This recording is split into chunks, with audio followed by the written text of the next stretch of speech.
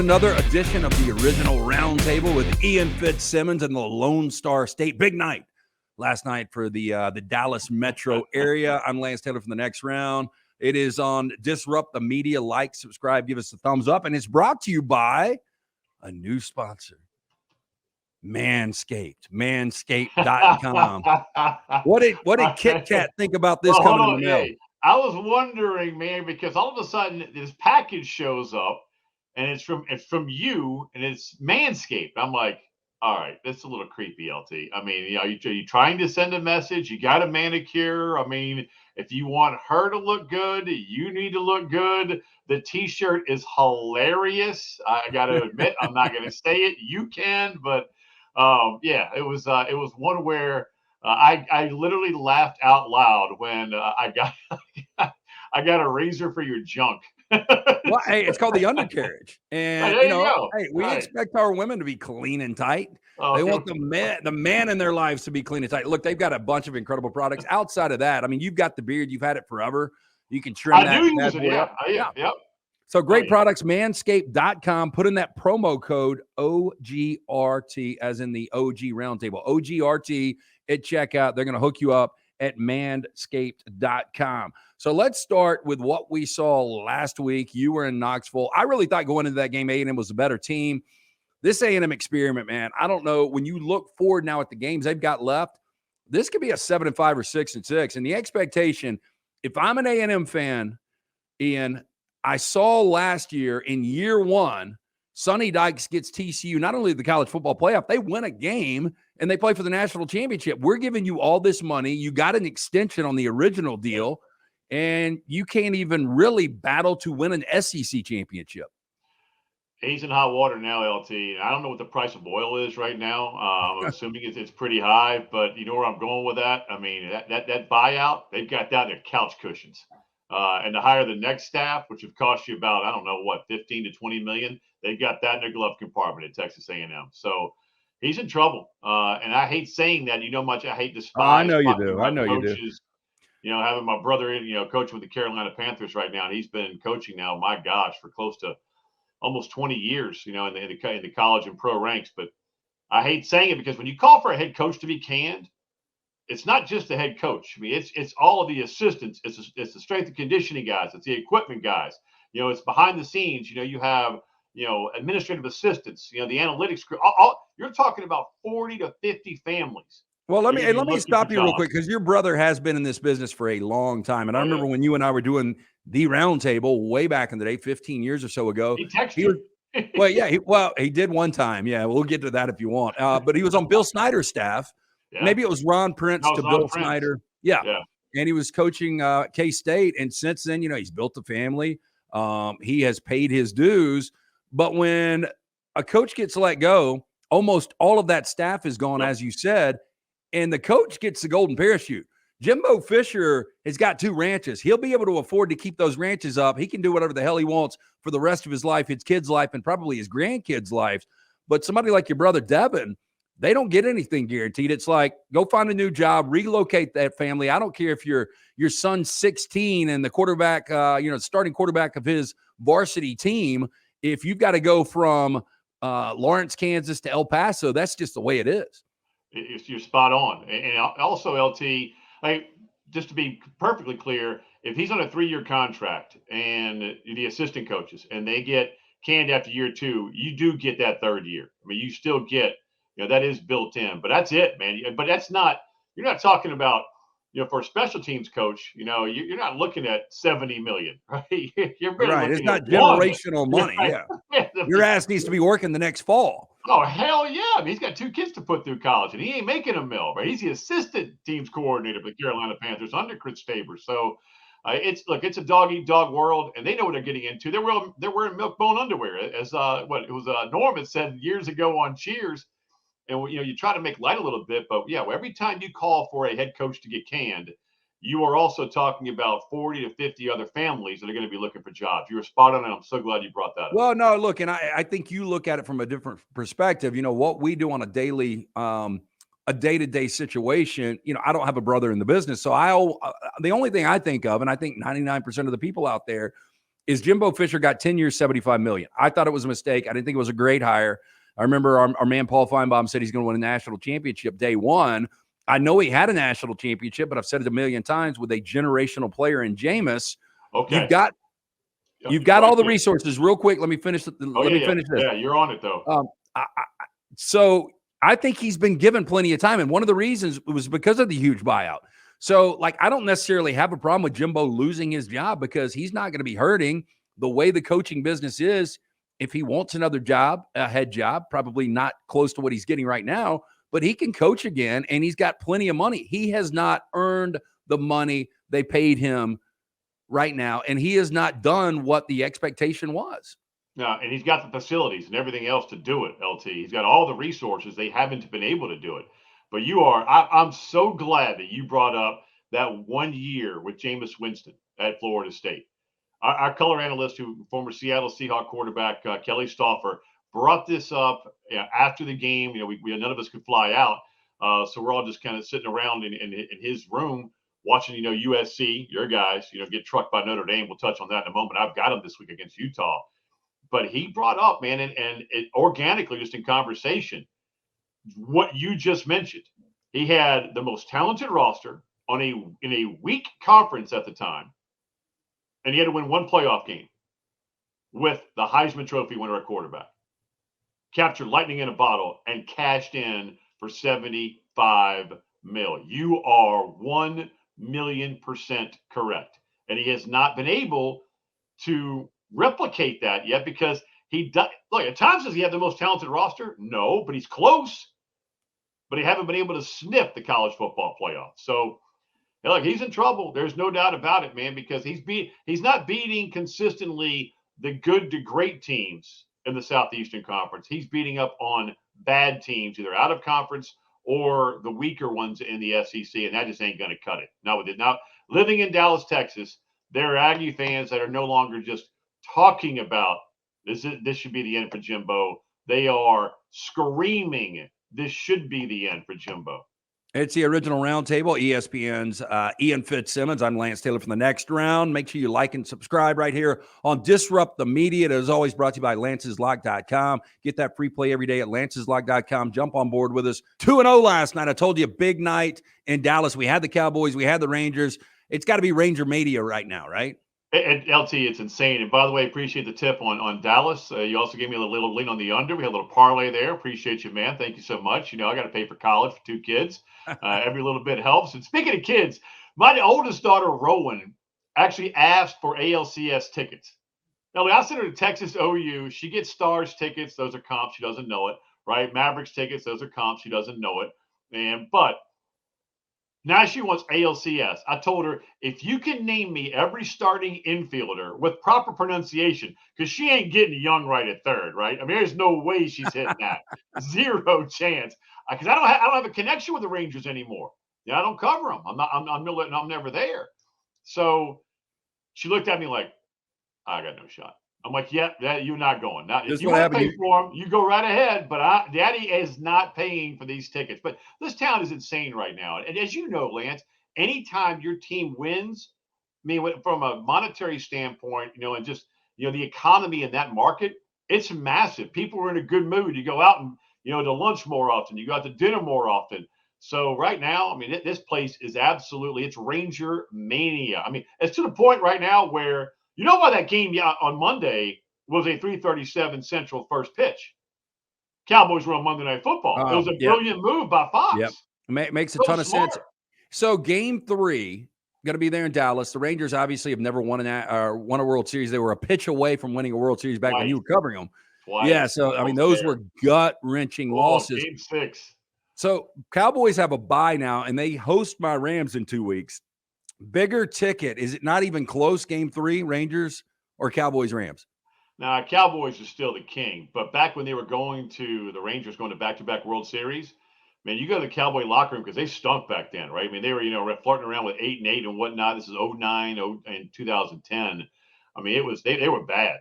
And so, or at least average. And the Rangers were going to back-to-back World Series. You might have 6 reporters in the Dallas Cowboys locker room back then at Valley Ranch. And over at the Rangers facility, Coach, I mean, it was people standing on stools like you were waiting to talk to Troy Aikman back in the day. I mean, it was insane, and it will be that way again right now. And they're a great group of guys. They're an awesome group of dudes. That's all they are. They're like that group with Michael Young and Derek Holland, and nicknamed the Dutch Oven. I mean, that group was just a fun group to be around, and they played for the guy in the stall next to him, right? That's how this group is. So, you had them yesterday. You've been riding them. I mean, they're unbeaten in the postseason. You've been cracking that whip like a thoroughbred of Kentucky Derby. Hey, speaking of whips, and I know you're about to crack it for me. So you go from Knoxville to L.A., and the Coliseum for the Utah Utes, a program that you covered when you were in Salt Lake City, has been kryptonite. Now, the last time they were there, 2021, they win the game going away. But before that, it had been 1916, the last time they had won a game in the Coliseum. So Trojans usually play well. They played maybe the worst offensive game I have ever seen Lincoln Riley coach. Caleb Williams made mistakes he never makes. Their defense actually played winning football. If the Trojans play like that defensively and you can get the offense back to where it was, USC's got an opportunity to win every game on their schedule. Yeah, but you know what, Lance? For some reason, Morgan Scalley, the defensive coordinator at Utah, and Kyle Whittingham, they've got their number. I mean, I had them in the Pac-12 title game, and they physically beat the ever-loving snot out of Caleb Williams and that USC team. And you mentioned the defense. I know you love numbers, so here comes the whip for you. I can't stand it, but I asked ESPN Stats and Info to dig this up just for you because I know you love your USC Trojans. USC opponents this year in the red zone have scored on 21 of 22 possessions, 14 touchdowns, 7 field goals. Now, think about this. You're going to go, what's Alex Grinch's fault, the defensive coordinator? Well, I just got to say this real quick. Lance'sLock.com, I had my biggest NFL play to date on the Seattle Seahawks, and they're catching 3.5 against Cincinnati on the road. Yeah, and so they get in the not red zone. They get it first and goal 4 times in the second half, and they get 3 points out of that. So you got Utah 21 of 22 in the red zone? No, not Utah, just USC opponents this year. USC opponents, 21 of 22. Think about that. Now you're going into Alex Grinch, and it's a defense. I have to read all this. Here comes the whip. You ready? Yep. I mean, you're about to become secretariat. Watch. Break out your belt like you were standing on a piano. Here we go. Alex Grinch, right? He was good for Mike Leach. He was great at Ohio State. Lincoln Riley money whips him, brings him over to Oklahoma. The problem right now, could it be offensive ego? And I love me some Lincoln Riley, man. I mean, I absolutely love him. But think about this. 99.6% of USC's offensive drives last an average of 5 minutes or less. Now, here's the biggest issue. Of 34-14 at half against Colorado, USC had 7 drives in the second half. They called 8 runs. Only 6 designed runs, 2 were scrambles, and you're up 20, and you call 6 designed runs in the second half? Lance, that's unacceptable, man. Their average drive length, 3 minutes and 36 seconds. You're leaving your defense out there to die. I mean, so is it just Alex Grinch? Is it just missed tackles? No, it's not, in my opinion. Yeah, it's also on the offensive side, leaving those dudes out there for an eternity. Well, and I'll tell you, going into last week against Notre Dame, everything went the wrong way.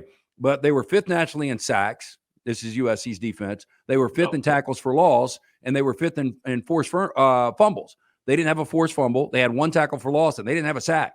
So it's like we can play good defense, but the pop stats we need, we can't get. And the offense, obviously, when you turn it over 5 times, along with what you're talking about, time of possession, big problem. Woo. So how do you see this game playing out?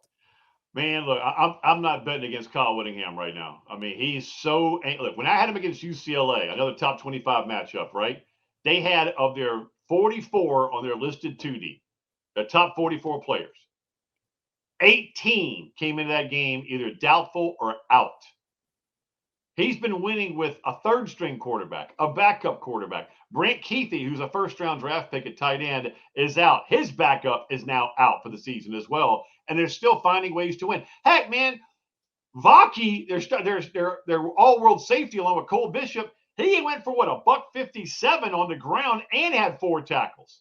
I mean, he played Iron Man football, and they're finding ways to win and win convincingly against a team like Cali. I can't figure it out, LT, but I'll tell you this much: I don't know what the number is in this game, but I wouldn't bet against them because they're finding ways to win.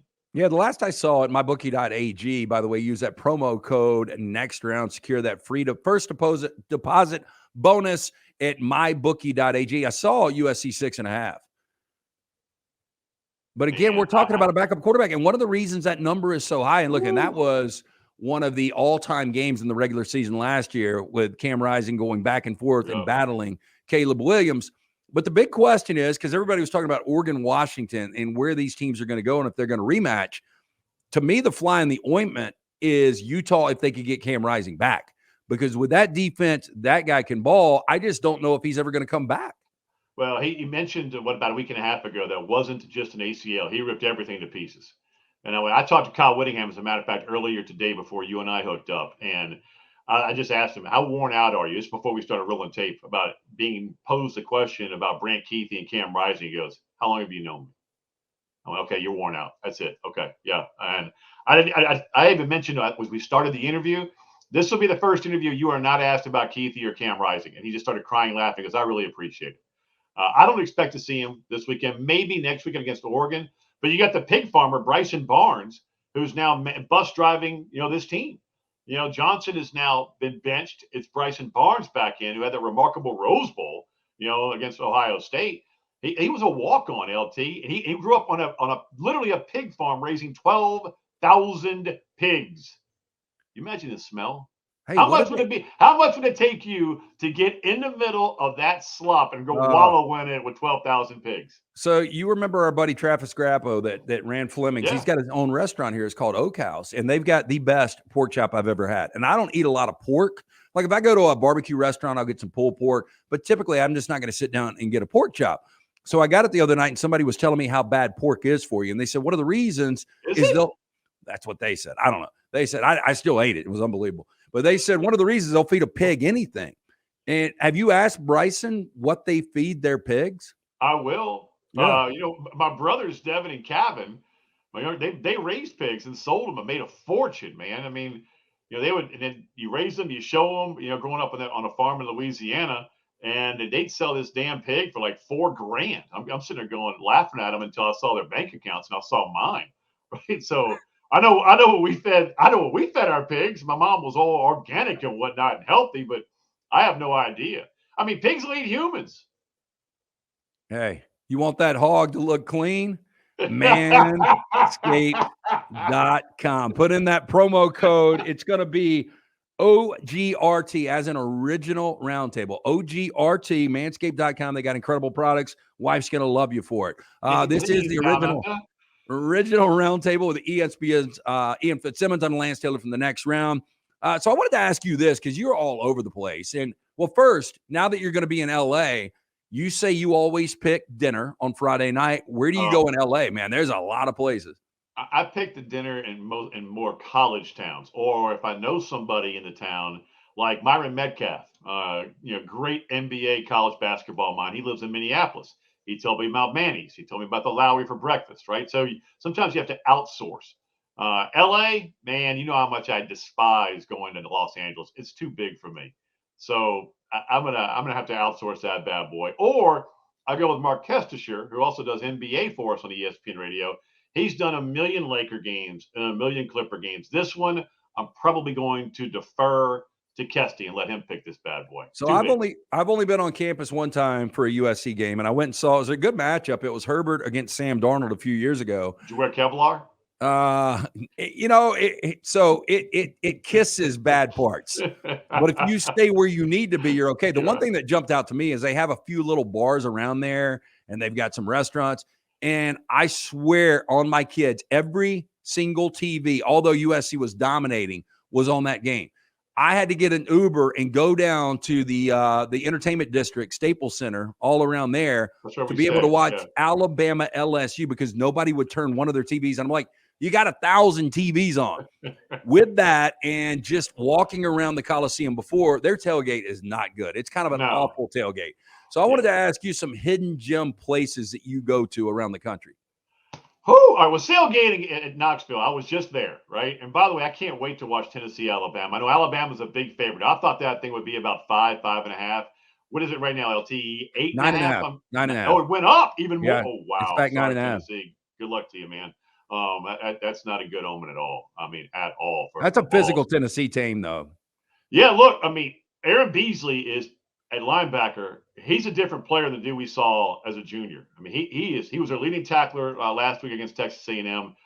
He's a beast. Barron's coming up, as an edge rusher. He had a big game last week. Herring as well. Man, you're right, LT. And I think their offensive line is better with Ali Lane at left guard instead of Carrick, with Cooper Mays being back at center. So they got to run the football, though, man. Milton. Well, they can. Oh, can they ever? I mean, look what Wright did. Like, I know A&M was without Regis and Nolan, which obviously hurt as two top interior defensive linemen go out. And look, Tennessee took advantage of it. So you're right, they can, but that's still a massive number. But to answer your question, tailgating, dude, put it this way: we're at this place called Calhoun's on the river. Now, I've been there a bunch. Good place. Okay, yeah, I mean, the barbecue's good, but it's more about the atmosphere. Right. I've always thought the food at Calhoun's is overrated. I've got somebody in the other room right now that will battle me on that. No, but it's more about the river, seeing that Vol Navy, and just the atmosphere, especially when Tennessee's good, which they have been the last couple of years. Lance, there was a boat out there that had to be worth probably $1 to $1.25, right? I mean, just a seagoing vessel. And let's just say, because we got in late, we were in there about 8:30, 9 o'clock. That's late for me. Let's just say that some local first-round draft picks were drafted to go onto said boat and provide some entertainment. And it was bam right there for all to see. I mean, it was like, oh, here we go. That's next level, Coach. Tailgating at Husky Did anybody have the captain's hat on?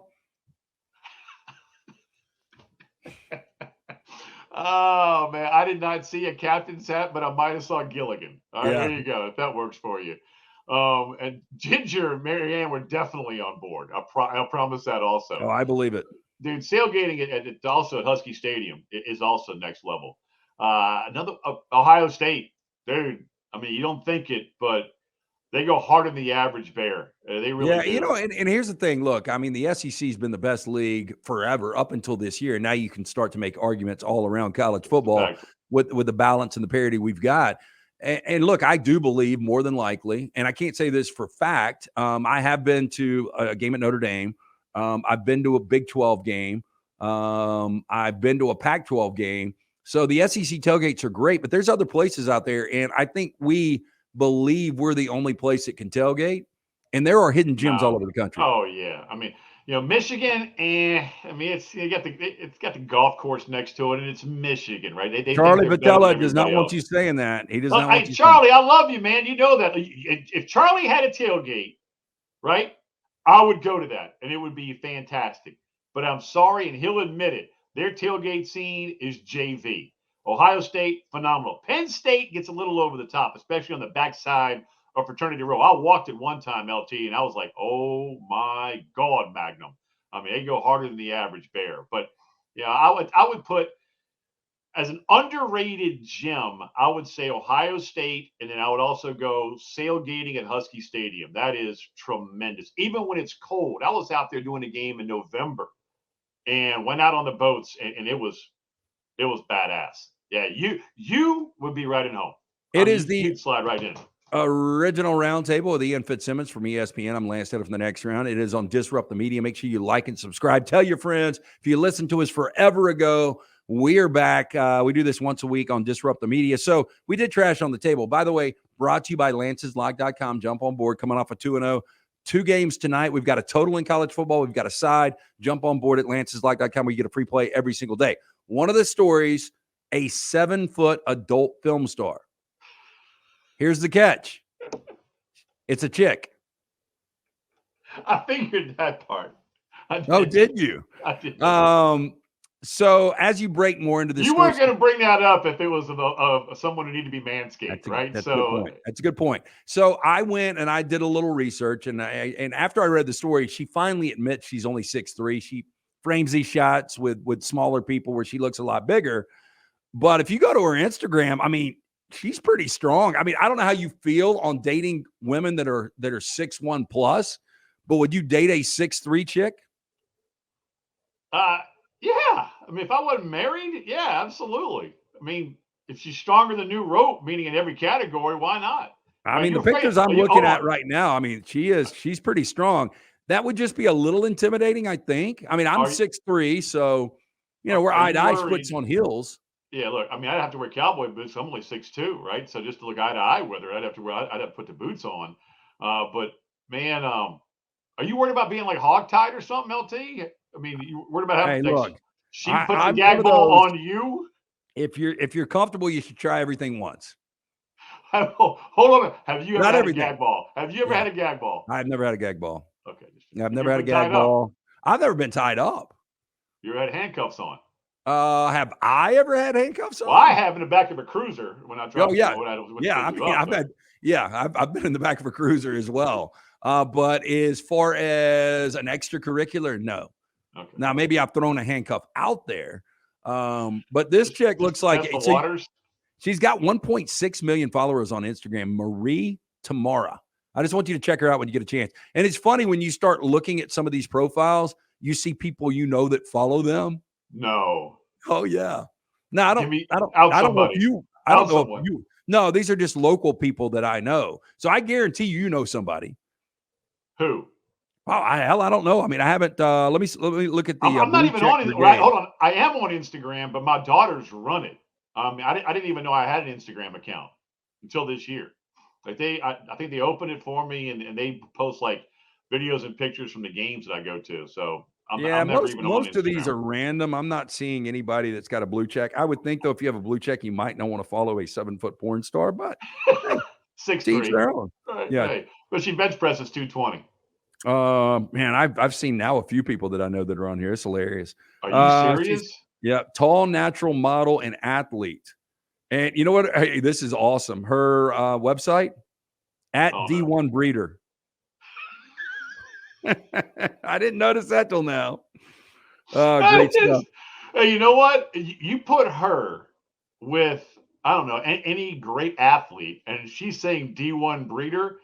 If she ever did date a really good athlete, like a Travis Kelce type, just to go with him, he's in the news with Taylor Swift. Or Calvin Johnson, one of these dudes at 6'6", 6'7". Look, when the zygote is formed, right, I want to represent that child as an agent. Yeah. Just go ahead, because man, that's a first-round draft pick. Yeah, that's any sport. It's Drago. Yeah, whatever they want to do. It's Drago. It's Drago. Hey, I guarantee you our girl, the 7-foot porn star, loves a little Manscaped. Manscaped.com. Put in that promo code, the original Roundtable. So it's OGRT. Put in that promo code. They're going to hook you up at checkout. It is manscaped.com. We do this every week. Safe travels to L.A. Let me know where you eat. Hey, speaking of L.A. and Manscaped. And if Cam Rising is playing, let me know. I will text you. And Grant Keithy, one of the best tight ends in college football. We haven't seen him yet all year either. But as you turn me loose, didn't you, and this is meant because you mentioned LA and then we're talking about Manscaped. Weren't you in a Russell Crowe movie when you were trying to be an actor? I was. And they made you shave your sideburns and you were like 200 yards away? I was more than 200. Yeah. So they were doing this. It was right off of Sunset. It was L.A. Confidential. Great movie. Curtis Hanson directed this, 1997. So I was filming in May or June of 96. And yeah, they brought us to wardrobe and they dressed us up. It was, I don't want to say it was a period piece. It was in the 50s. So it was about corruption in the LA Police Department. And not only did they put us in these costumes, they shaved the sideburns and gave us hair from the 50s. And then we were so far off the beaten path. It's a scene where Kevin Spacey's character goes in and pulls out Simon Baker's character. And all you can see is the faraway premiere of a film. So you see ants, which were us, going in and out of the theater. And their close-up is here. Yeah, I mean, Hollywood, the magic of Hollywood. Some of the things that they go overboard. How angry were you? Like, dude, you made me shave my sideburns and you can't. Yeah, I thought I was going to get like a close-up. I don't need a line. You don't have to like throw me a credit, but let somebody see my face at least. That is outstanding. Okay, we'll do it again next week, man. Again, safe travels. Let me know all the good stuff, and looking forward to it. I'll text you Saturday. The original Roundtable, Disrupt the Media. Like, subscribe, tell your friends.